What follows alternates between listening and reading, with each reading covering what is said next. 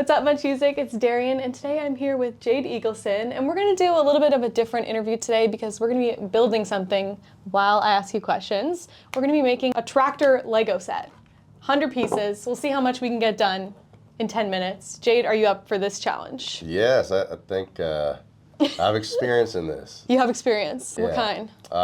My oldest is obsessed with Legos. There you go. He is, however, better than I am at it, so. Yeah, this is a good dad test, right? I think it is, or lack thereof of my ability to. Yeah, we'll know at the end of this whether you can go home and you can brag about it, or you can say, son, I'm so sorry. I have to go into hiding. I'll do the trailer, you do the tractor. Sounds good. Have you ever ridden a tractor? Oh, yes. You can be the judge of if it's an accurate tractor or not.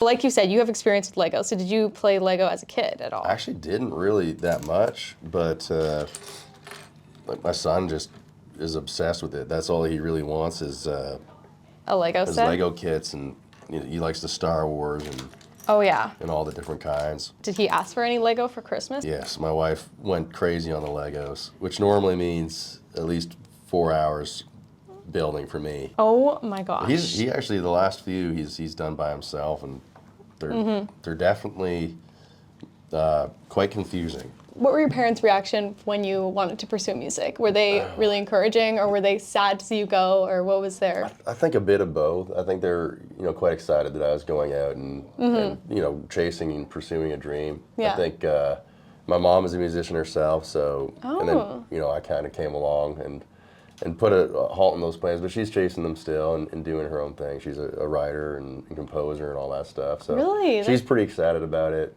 And my dad too. They're both super supportive because I was halfway through a trade and I was like 19 and I called and I was like, hey, I'm coming home and doing this, and they're like, all right. I mean, the rest of the family, not so big on that, but at least they were supportive, and sometimes that's all you need. Yeah.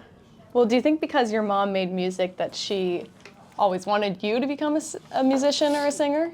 I think she wanted me to be musical for sure, but I don't think it was never really super forced on me. When I started out, I was, certainly pretty engaged in learning things like piano and violin and stuff like that. And, eventually one day I just kind of picked it up myself and I started really enjoying it. And then it kind of just evolved into, what it is now, which is, my passion and how I make a living, which is not too many people get to say, which is quite exciting. I feel like, a little bit of a biased opinion here, but I feel like she kind of writ it in stone for you because of your name. Jade Eagleson is the most perfect name for a country artist. In fact, I've seen actually people who commented on your TikTok saying that they don't believe that that's your actual name. I know. It's my wife and I had to put a video where I showed my license. So we meet again. I promise you Jade Eagleson is my real name, and I can prove it. There you go, Eagleson, Jade Daniel. I think when we first released our first song, there's some people that are like, oh, that's a ridiculous name. Like you could have picked something a little less aggressive, and it's like, you're kidding. No. You're kidding. I wish that was the case, but. So now do you have to carry your driver's license around everywhere just to prove it? I do, and the police like that too. Yeah, exactly. I also wanted to talk to you about a time on TikTok that you were doing covers of boy band bangers. Okay? Yeah. Jonas Brothers, Backstreet Boys, One Direction. When you say that I want it that way, tell me why ain't nothing but a heartache. Tell me why ain't nothing but a mistake. What originally inspired you to do that? It was kind of a collective kind of thought where we wanted to do covers, but we didn't know what. My initial thought was I was going to get to do like Buck Owens and all that kind of stuff. Your faves, And then it turned into that, which it was a lot of fun, to be honest. I think like when we actually got to it and learned how to try to transform it into something country, it was interesting. We're like, how would we do this country? And my band actually played on that.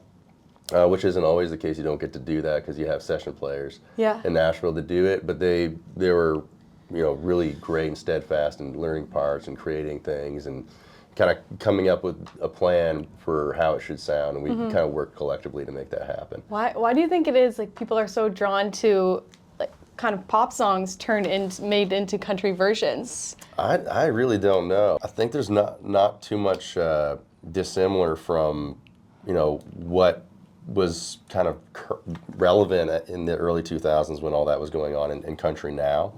So you can kind of get away with a bit more, which is not necessarily always the styling that I do, but I think that it was a fun deviation from what we normally do. I was wondering if you kind of decided to do Steal My Girl because the fans absolutely loved it, or maybe your wife had some input on that, maybe it was one of her favorite songs? It's a bit of both. Okay. I think that that one took off so well that we were kind of forced to release it. I know for sure. Everybody wanna steal my girl. It was, You're like, I have no choice. yeah, no, Hands up. no shame on those boys. Those are really talented and incredible musicians, but definitely a deviation from what I normally do. It was just so viral on TikTok, and not only because it was so good, but have you seen all the chicken videos? No. Using that song? The chicken videos? Every single time that there's a video of chickens on TikTok, they use your song as a sound because Zayn from One Direction lives on a farm now and has pet chickens, and he has gone on the internet on like different podcasts and talked about it, and talked about how attached he gets to these chickens, like as if they're a pet. Every time there's a chicken video. Yeah, boots, Uggs. These are the kind of funniest chickens videos. that my wife would like to have, I think. Yeah? And when I say we're gonna have a ranch someday, I think this is what she pictures. You're actually doing really good so far. I know. Look at me. I don't want to brag. This is me just learning from my son. I swear to God that You're so quick with it. he's really good at this. Well, there's another exciting thing that I wanted to talk to you about because you have a tour, a very exciting tour coming up. We're super excited about Called that. Coming Soon to a Honky Tonk Near You, and it's literally coming soon. It is very soon. How are you feeling about that? Honestly, a little bit nervous. It's the first headlining tour, so it's one of those things where you don't know how it's gonna go, you don't know how it's gonna react, but it also feels like a really great opportunity just for people to come out and see our set for what it is. Yeah. And then we have more time, right? There's a lot of times you play festivals or you're opening on something and Yeah. you kind of feel a bit restricted.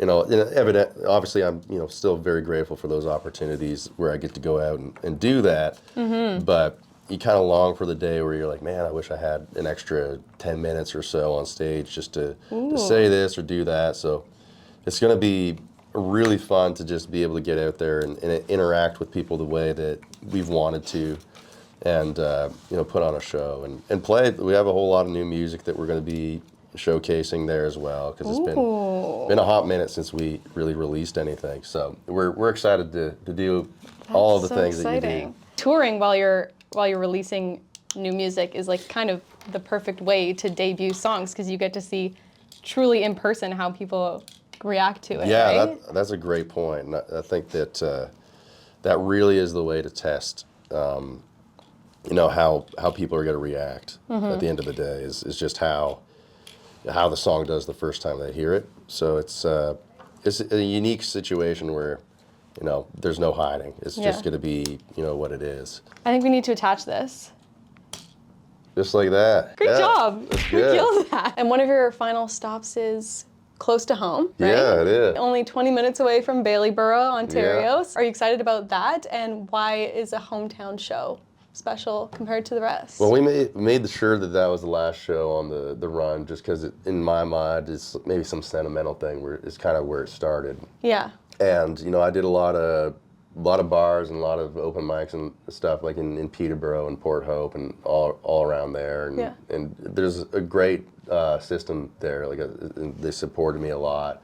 There was a bit of like this music thing where it was a bit tough to kind of get a residency. So I eventually had to go back to my hometown and figure out a solution there where I know people would show up. And there's a bar called the Honky Tonk. Funny enough, it's where my parents met. My dad was a bouncer. No way. That ended how you expected it. But Is that why you have Honky Tonk is in a lot of your songs? it is. You have your song titles. My wife was like, "This is the last song where you could use this word." And I was like, "Yeah, fair enough. I appreciate that." But we basically like. I started playing in Millbrook, and you know they really showed up big time there at this Honky Tonk, which has been actually reconverted. Someone bought it out and turned it back into a Honky Tonk. No way. I think they named it Honky Tonk Angel, which is pretty exciting. Oh, that's a sick name. Yeah, so it's kind of full circle. We're not playing there, but unless they get the capacity up a bit, whether it be a whole ton of fun to do. But that was the first time we sold the place out and had people show up, and it was right in my hometown. You know, that's kind of where I want to end it all, and just kind of go back to the beginning, really. I love it. That's great. Celebrate with a Dudu's Bakery butter tart, because I heard you like those. Yes, yeah. I actually tried to get those, but they're closed until January 6th. Oh, for the holidays. Diane. I know. Yeah, is that her name? Yeah, it is. She's awesome. First name basis. Yeah, no. Do you get free butter tarts? Well, kind of. I don't know if I'm allowed to. I'll cut that out if that's not okay. Anytime we have a show, Diane will bring some butter tarts over. Oh my gosh. And full transparency, if the band has seen them, it's too late. But if they haven't seen them, I will sneak more than my fair share away, because they're that good. I want to try these. They're incredible. They're the best that money can buy. Okay. Well, is there anything else that you want to share about your tour, or just anything in general, new music, anything you want to plug before we go? No, I think we're good. I'm just excited to get on the road and do this thing. Awesome. You actually killed that. Thank you for putting that together so quickly for me. This is all my son. My son tells me how to do this, so I'm basically a machine now. No, you really are. We absolutely nailed it. And thanks for taking the time to chat with me today. Yeah, thanks so much for having me. Bye, MuchMusic. Much love. Heck This is actually... I am obsessed with how quickly that came together. Really good. I was shocked. All I had to do was this, and I was like rushing. It was, honestly, you did that. My son Levi will get like irritated if I'm like taking a minute to like figure something out, because like some of the stuff they say like 6+, and I'm like, there's no way. But it's insane.